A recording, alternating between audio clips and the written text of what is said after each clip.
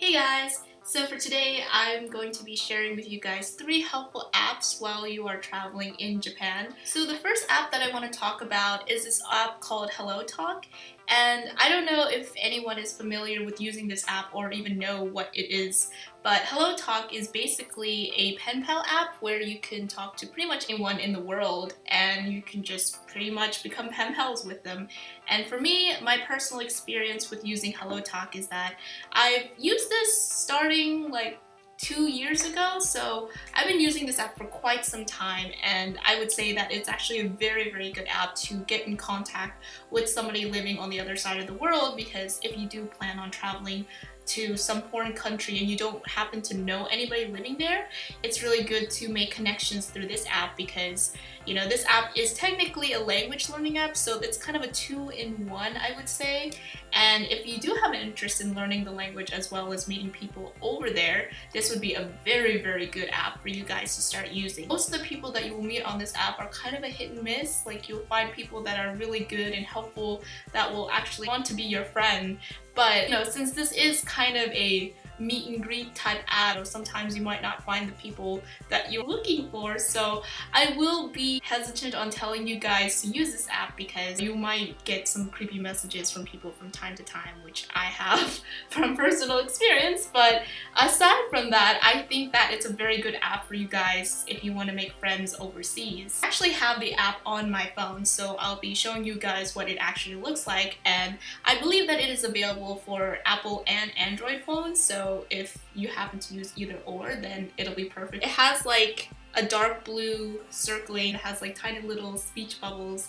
Basically, when you start adding people, you can scroll down and talk to all these people. These are basically people that I'm talking to right now. You can talk to pretty much anyone in the world, so if you're planning on going to somewhere in Europe, somewhere in South America, you can just change the location of the app and it will take you to all these people living in that side of the country. I think one other big factor that people are a little bit hesitant about trying to figure out how to get around Japan, because Japan is one of those countries where it requires a lot of knowledge on using the train system, because unlike some other countries in the world, we don't really use train as often. Like for me, for example, I don't really live in a city where train is a really big form of transportation. Japan isn't really a country that's based on mobile transportation, so you pretty much need to learn how to use the train system in order to get to place to place. If you guys are planning on going to Japan anytime soon, I would highly recommend that you download this app because it'll save you so much trouble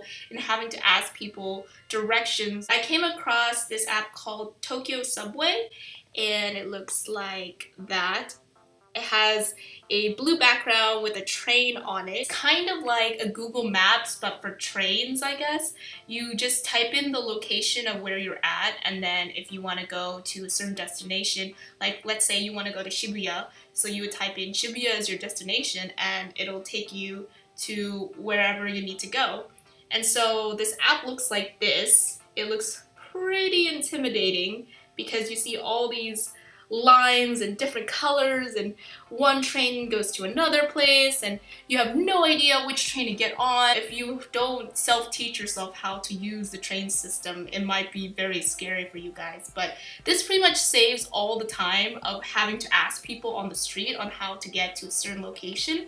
And the thing that I love the most about it is that the whole app is in English. So all the city names, all the stations are all written in English. So, you know, if you happen to be in Japan and you can't read the name of a sign, you'll have this app to pretty much tell you how to get places because all the cities are written in English. The only downside to it is I don't really know if there is another app that will help you around in other cities, because since I'm only visiting Tokyo, this app would be really helpful for me to get around the train system in Tokyo. But if you happen to go to somewhere like Osaka, I'm not really sure if this app can like change locations to where it can work in other cities. I think the one last thing that someone might be afraid of when it comes to traveling to a foreign country is knowing about the foreign currency that you'll be facing while you're in that certain country. And if you're not used to the currency translation from one country to the other, it might be quite difficult to figure out how much you are exactly paying for something,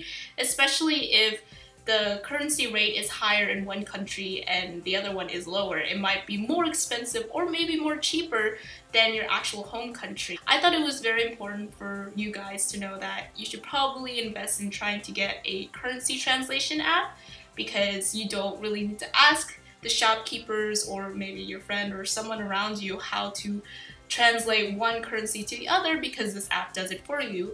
So I am pretty sure you can find many of these kind of apps in the App Store, but I just happened to find one specific one that I really like. The app that I found was called Currency Plus, this green app right here.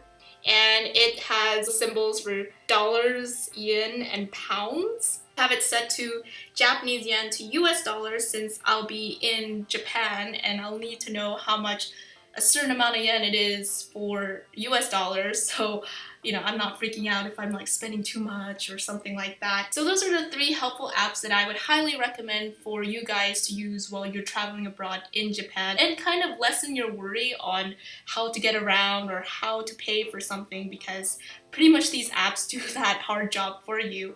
And yeah, if you guys enjoyed this video, please don't forget to like and subscribe.